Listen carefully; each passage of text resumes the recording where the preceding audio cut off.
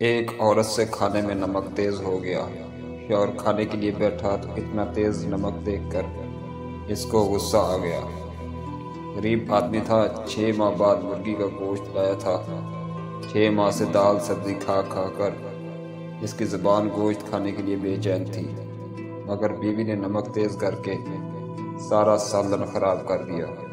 اس نے بیوی کو کچھ نہ کہا، چپ چاپ کھا لیا اور کہا، اے اللہ، اگر میری بیٹی سے نمک تیز ہو جاتا تو میں یہ پسند کرتا کہ میرا دماد اسے معاف کر دے، میرے جگر کے ٹکڑے کو کچھ نہ کہے۔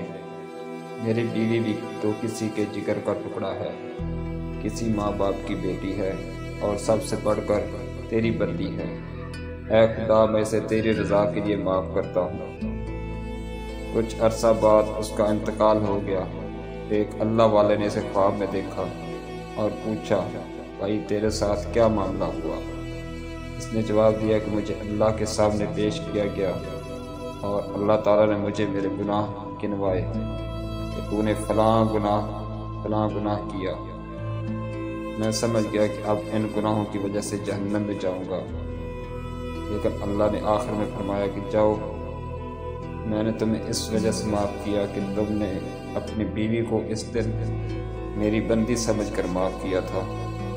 اس دن اس سے نمک تیز ہو گیا تھا، تو نے اسے گالی نہیں دی، ڈنڈا نہیں مارا تھا، تم نے اس کی خطا میری رضا کے لیے معاف کی تھی۔